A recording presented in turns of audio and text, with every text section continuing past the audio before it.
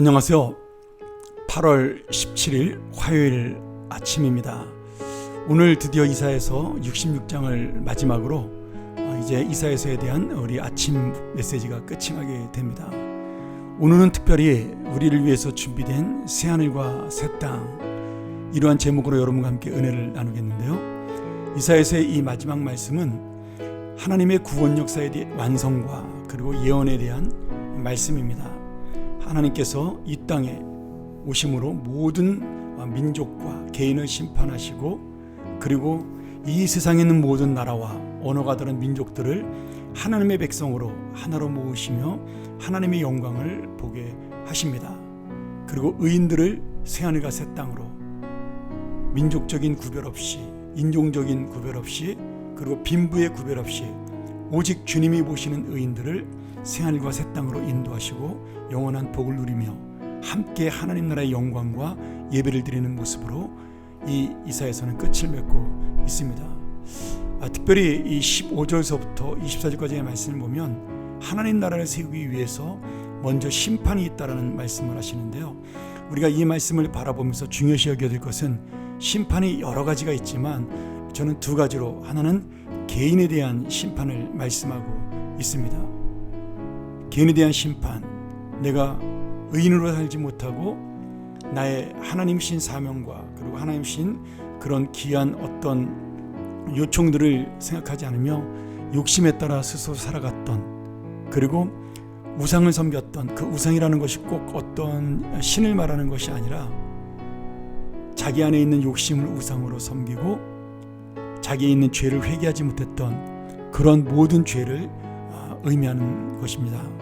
바로 이런 우상을 섬겼던 우리의 죄를 하나님이 심판하신다라고 말씀합니다.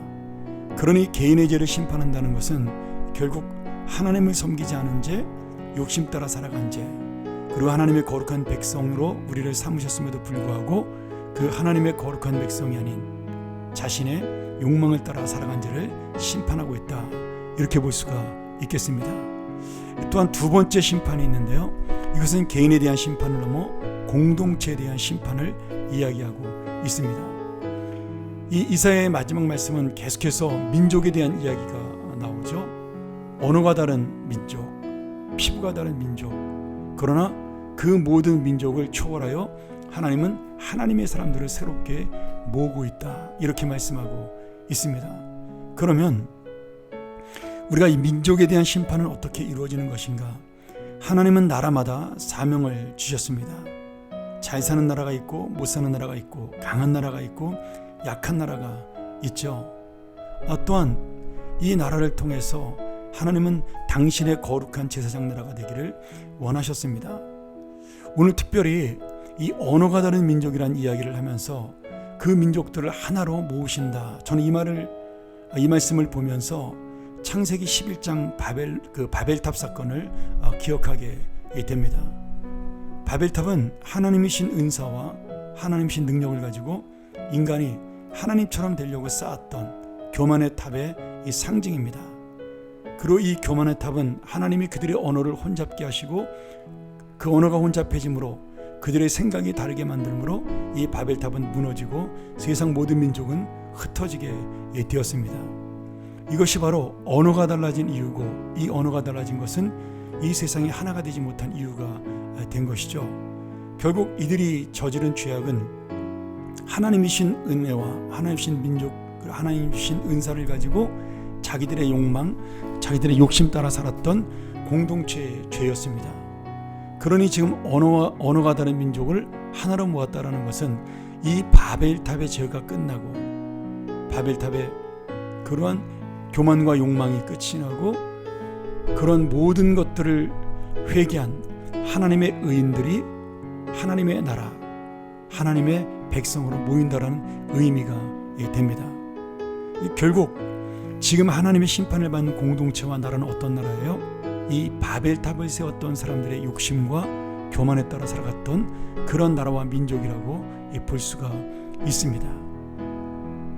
오늘 우리에게 하나님이 힘을 주신 이유가 있죠. 나라를 잘 살게 하는 이유가 있습니다. 옛날 미국이나 영국이 잘 살아서 우리 아시아에 복음을 전파하는 제사장 나라가 되었습니다. 그리고 그들은 그 복으로 지금도 여전히 강대국으로 살고 있는 것입니다. 그러나 그 강대국도 결국 바벨론이나 애굽이나 아니면 아수르처럼 하나님의 목적, 하나님의 뜻을 버리게 되면, 교만해지면 망하게 된다는 것을 이 이사야서 마지막 66장에서 우리에게 말씀해주고 있는 거죠. 오늘 우리의 마지막 사명은 무엇입니까?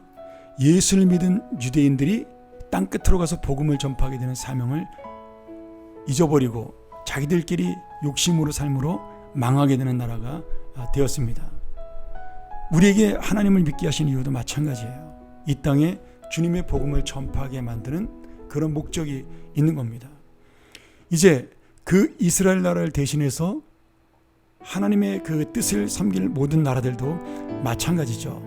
그 공동체들도 결국은 하나님의 복음을 전하는 것, 제사장 나라가 되는 것이 하나님의 뜻입니다. 내가 잘 먹고 잘 사는 것이 죄가 아니라 그 잘 먹고 잘 사는 것으로 하나님 나라를 위해 쓰이는 것이 아니라 오직 나를 위해 쓸 때 그것이 바로 공동체에 이루어지는 심판이라고 볼 수가 있는 거죠. 결국 개인에 대한 심판, 공동체에 대한 심판도 모두 하나입니다.